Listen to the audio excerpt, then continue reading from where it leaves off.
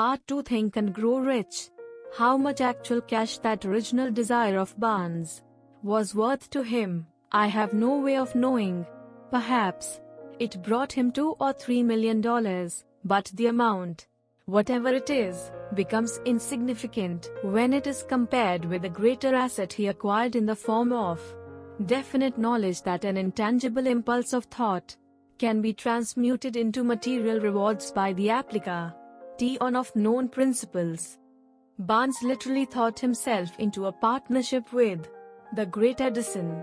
He thought himself into a fortune. He had nothing to start with except the capacity to know what he wanted and the determination to stand by that desire until he realized it. 3 feet from gold.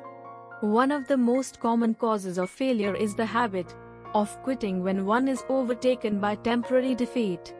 Every person is guilty of this mistake at one time or another. An uncle of Io Darby was caught by the gold fever in the gold rush days and went west to dig and grow rich. He had never heard that more gold has been mined from the thoughts of men than has ever been taken from the earth. He staked a claim and went to work with pick and shovel. After weeks of labor, he was rewarded by the discovery of the shining ore. He needed machinery to bring the ore to the surface. Quietly, he covered up the mine, retraced his footsteps to his home in Williamsburg, Maryland, told his relatives and a few neighbors of the strike. They got together money for the needed machinery and had it shipped. The uncle and Darby went back to work the mine. The first car of ore was mined and shipped to a smelter. The returns proved they had one of the richest mines in Colorado. A few more cars of that ore would clear the debts.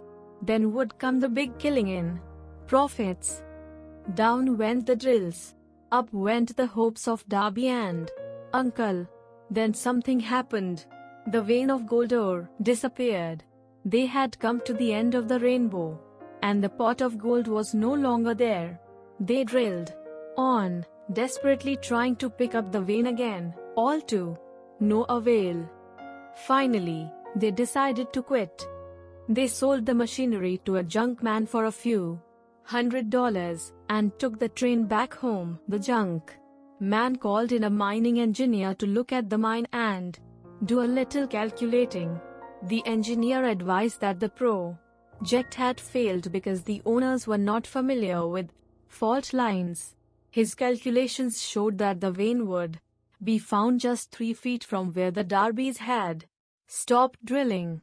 That is exactly where it was found. The junk man took millions of dollars in ore from the mine because he knew enough to seek expert counsel before giving up. I will never stop because men say no. Long afterward, Mr. Darby recouped his loss many times over when he made the discovery that desire can be transmuted into gold. The discovery came after he went into the business of selling life insurance. Remembering that he lost a huge fortune because he stopped 3 feet from gold, Darby profited by the experience in his chosen work, by the simple method of saying to himself, I stopped 3 feet from gold, but I will never stop because men say no when I ask them to buy insurance. Darby became one of a small group of men who sell over $1 million in life insurance annually. He owed his stickability to the lesson he learned from his quit ability in the gold mining business.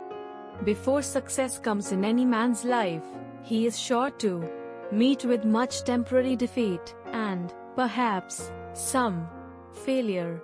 When defeat overtakes a man, the easiest and most logical thing to do is to quit. That is exactly what the majority of men do. More than 500 of the most successful men this country has ever known told the author their greatest success came just one step beyond the point at which defeat had overtaken them. Failure is a trickster with a keen sense of irony and cunning. It takes great delight in tripping one when success is almost within reach. Subscribe our channel. Thank you. Bye.